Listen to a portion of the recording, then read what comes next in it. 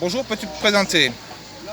Nom, Julien, prénom. Thérèse, là ça fait l'inverse.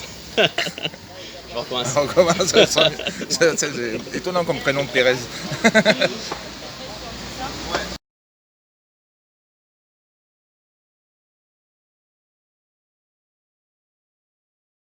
Bonjour, peux-tu te présenter?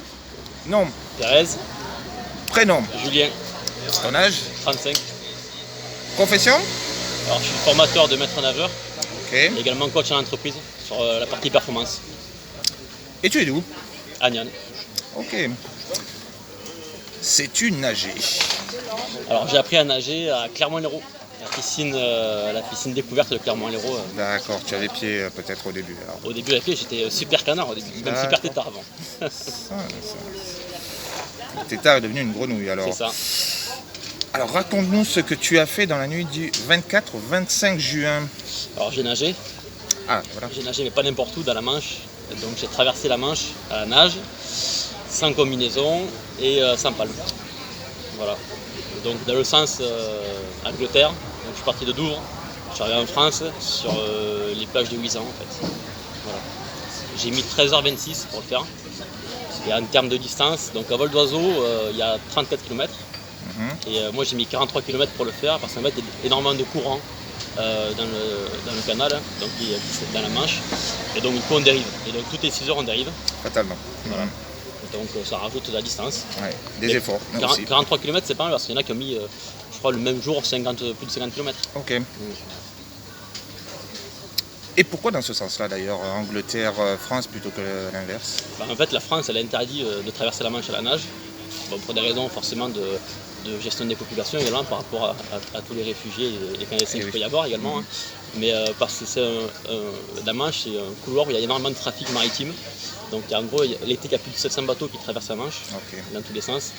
Et pour éviter les accidents et la surfréquentation, ils interdisent de la traverser. Et c'est autorisé dans le sens Angleterre-France parce que c'est une épreuve culturelle et sportive en fait, traditionnelle. Voilà. Et d'ailleurs au niveau des chiffres des nageurs qui ont traversé la Manche, on le voit parce qu'il y a plus de 700 nageurs anglais qui ont déjà traversé la Manche. Alors qu'en France on est...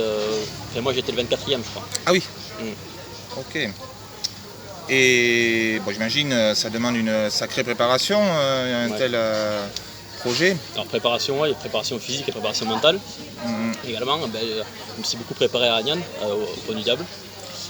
Notamment pour l'acclimatation avec le froid, parce qu'en fait dans la Manche j'ai traversé, donc je suis resté 13h30 en gros dans une eau à 15 degrés.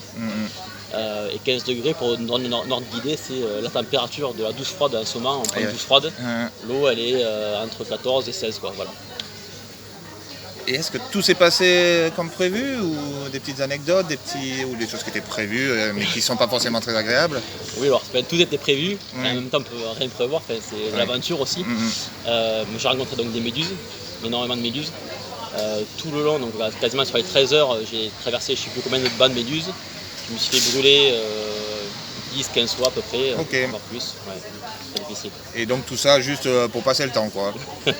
Il y avait un but quand même derrière, oui, au-delà de l'exploit personnel. Effectivement, donc c'est un défi personnel, mais aussi c'est un défi personnel que je mets au service d'une cause.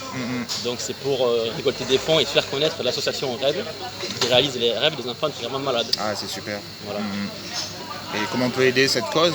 Alors j'ai monté le canal Litchi, que je partage sur ma page Facebook. Ok, on mettra le lien. On mettra le lien, voilà. Et en fait, les gens font des dons et ça sert exclusivement, les dons servent exclusivement aux enfants. Voilà. C'est super, que dire de plus, bravo, c'est super impressionnant, surtout qu'il y avait des conditions, des restrictions qui t'étaient imposées, je crois. Tu n'avais pas des palmes par exemple? Oui, pas de palmes, pas de combinaison, puis en plus on a fini, il y avait l'orage qui éclatait, ça a été compliqué. Oui, tu es parti de jour à 13h je crois. Je suis parti à 14h45 de Douvres, voilà. Et je suis arrivé à 4h11 du matin. Tu as nagé tout seul comme un pauvre malheureux dans la nuit. Bon, ça doit être une expérience intéressante. Personnelle, quoi, d'introspection. Tout à fait. Là, c'est très compliqué de rencontrer des gens qui ont déjà fait 13 heures pendant 13h30 la même chose, sans s'arrêter.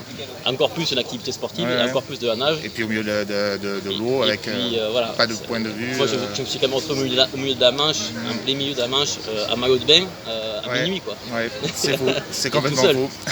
Bravo, c'est passionnant, c'est fou, c'est beaucoup de superlatifs. Merci Julien. Merci, avec plaisir.